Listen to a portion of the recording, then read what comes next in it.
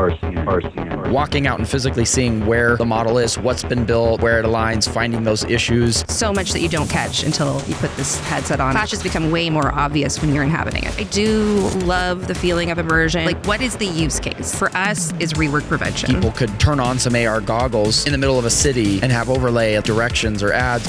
We're famous for having that Tron rendering style, which people love. I think we're just at the beginning stages, really, of all these technologies. Honestly, we just got to focus on people we're helping the best today, and that right now is those frontline operators. Excited to have a friend here that has been with us before at our conference, Maret. Thanks for joining us. Thank you for having me. This is wonderful. Well, for those that haven't got to meet you before, why don't you go ahead and introduce yourself, your role, what your company does? Yeah, so my name is Maret Thatcher, CEO and co-founder of Argyle. We put building information models on the construction site in an aligned way. So our primary users are foremen, installers, trade contractors. These are our people. We're really proud of that. That's awesome. AR, it feels like, is kind of still in early stage of mass adoption. Like, it's not on every job site yet, right? What's your perspective on where AR is right now? It's never been a better time to have an AR business. I knew this would come. I knew, we've been preparing for years, obviously, building this product, but with Apple Vision Pro getting released, it's becoming a lot more mainstream to think about, we have all these spatial assets. How can we use them better? And so, the last couple months have just been nuts and really exciting. That's awesome. Yeah. What, I would imagine with all the development, all the trialing, you still have challenges. What would be a couple challenges that you still see with the technology? Oof. I know. Okay, battery life is huge. And I think Argyle is guilty of this, maybe double than your other apps. We've heard from Magic Leap, they're like, so Argyle, we love you, but you're using a lot more battery than anyone else. Can we talk about this? And they've been wonderful helping us figure out whatever memory leaks we got going on. So yes, there's still challenges. There's tons of this stuff. Yep. Constantly customers are like, well, can I bring in this? Can I do that? And I'm like, soon. But I'm resource constrained. I'm a startup, so that's been a challenge. And honestly, we just got to focus on the people we're helping the best today, and that right now is those frontline operators. It's just amazing. So for those who have never even really seen AR, which I think there's still a lot that have never even put goggles on. Come on, people. You got to put on the goggles.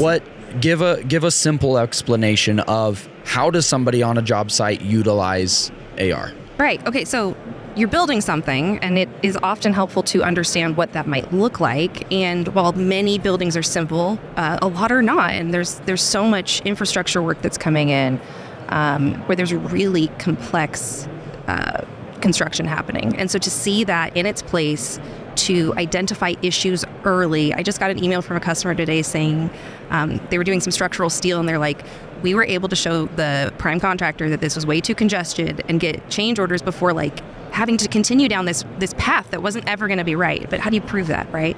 So there's just so much going on in this space, so many applications. Basically, it's you inhabit the BIM model. You have it aligned to where it's supposed to be. 3D models that exist on real space just seems like it makes a lot of sense to me. So we started with the building information model out of Revit and Navisworks, and we don't make the models, we just display them.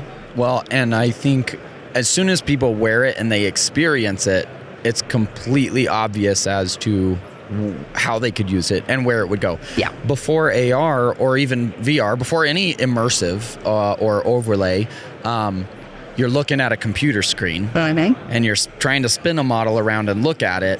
But then when you go out into the job site, you're not seeing where the design actually is in the real world.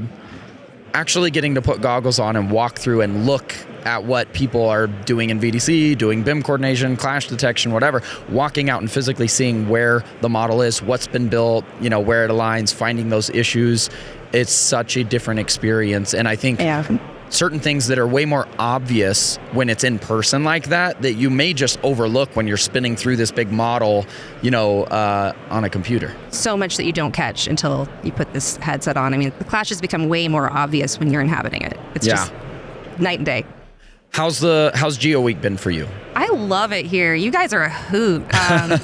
It's been really educational for me. I'm learning a ton more about reality capture. I'm learning we got to integrate more of these data types. So we started with BIM, But obviously now we have to look at bringing in point clouds, other types of data that you'd want to align to see, we poured this concrete, but where were you got me. So there's a lot more that can be built on top of spatial computing, and we finally have good tools to do it.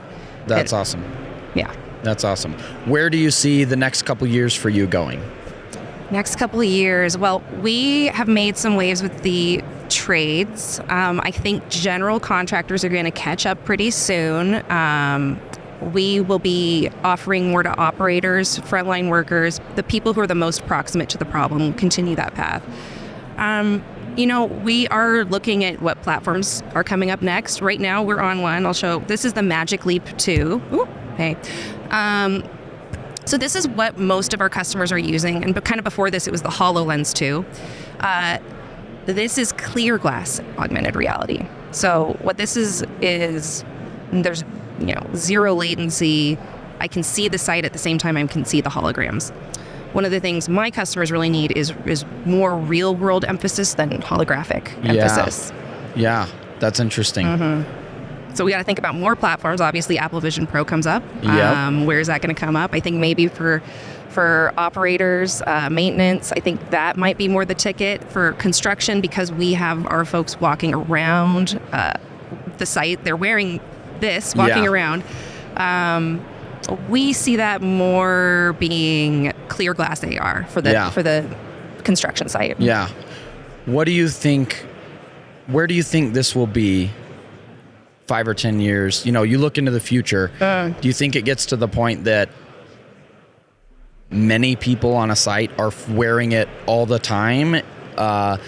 Is it a tool you use every once in a while? Like, what's your vision for the future of it? I truly do not wish for a world where people are wearing AR headsets all the time. That's just, I love this too much. Like, I love real world people. I like real the vision. textures and all this stuff. So that's not the world I wish for. I do wish for a world where people are not spending their time and money on rework. And I mean, you want to know who hates it most? It's the guy who had to install a week's worth of shit and tear it out. Yeah. So that's more what I'm hoping for. And they're going to wear it a couple hours while they're figuring out the installs. Then they're going to take it off to do those installs, probably, unless it could be handy in a few situations. Yeah. But yeah, I hope that answers that. They're going to use it. Yeah. But I don't know. I don't want you in there all day. Come on, touch some grass. I love. I know this is off topic, but the thing on social media that went around when AR VR stuff was coming, and you see this guy with goggles on, but there's actually nothing in front of it, and it's like it talks about like real life is don't forget how real vision or whatever. It's true. We don't want to get immersive. Because I also am curious, like, apart from the job site, I like talking about where will digital twins, what's metaverse? I know we've talked about this before, but it makes me look ahead, and like, I'm not involved with like AR headsets. I don't know how far does that go? How small does it get? How lightweight does it get? Does it get to the point that people could turn on some AR goggles in the middle of a city and have overlay and like directions or ads, or like, I'm sitting here curious, just like, what is it going to look like in the future? I mean, all of that is coming. There's a lot of people. I mean, NVIDIA is working on that world scale. I mean, there's just so much happening. So yes, to all of it. It's matter, like, what is the use case? Yeah. And so for us, the killer use case is rework prevention. Yeah. In my home, I don't know what the killer use case is in my home yet. Maybe it is just blocking out the mess. I don't know. I don't know yet. Yeah. I think it's going to be really interesting. I do love the feeling of immersion. I think it is a very different experience to be in a headset, either the Vision Pro or one of these, than it is to be, looking at AR on a tablet. I think that's just like, not the same. Yeah. Yeah. And maybe it's overkill at that point, but I look at, what's something we do a lot, like going in a store, right? We drive to Walmart, Target, whatever it is, and you have something you're going to look for, and you have no idea where it is. Like in the future, where is it? Right. In the future, can you just say, "Hey, Target Chat GPT, whatever glasses, can you take me to the batteries. I don't know. see any reason why not. That really is truly where this is going. And that's what I want. I mean, on the construction site, we have that data available to us, nicely labeled by our industry. So it's pretty exciting. I'd love to be like, where's the next thing I got to install? And just have it be like, boop, there you go. So, and direct you to it. So a little question too on the future potential features or use within your platform. So right now, model overlay, you get to visualize things. What are some of the other features that either you can do or you may work toward? Is there look at like AI or search or query? I mean, just curious. Yes, there have been some mild AI integrations that we are playing with because you have to. It's part of the job now as a technology company is know how your product interacts with AI.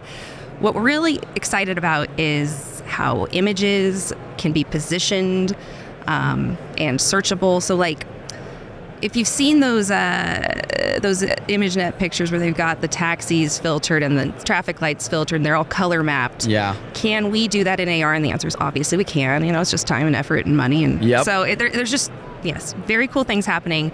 But like more proximate features that are coming up is having a little more control over how materials render. We're famous for having that Tron rendering style, which most people love. And like some people have very strong opinions to the otherwise. We're like, fine, the data's there, just turn it on.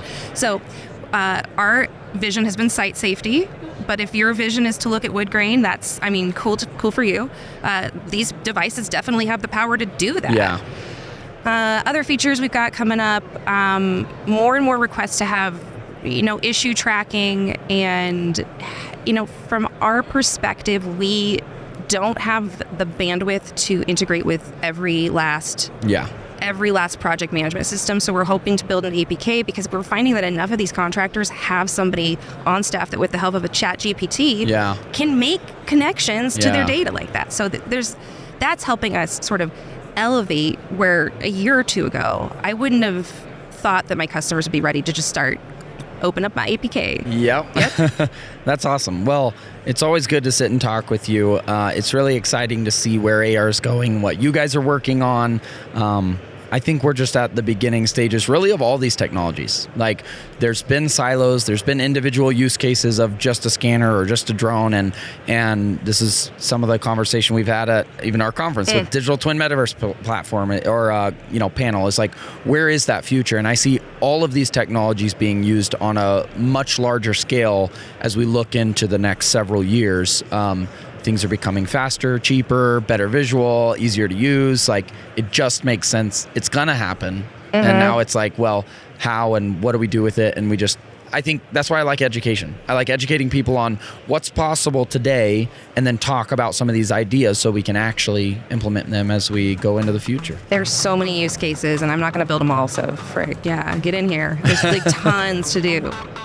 That's great. Well, thanks again for joining us. We're excited to keep you in the loop here in the community. Thank you. And we'll talk to you guys again soon. Thank you.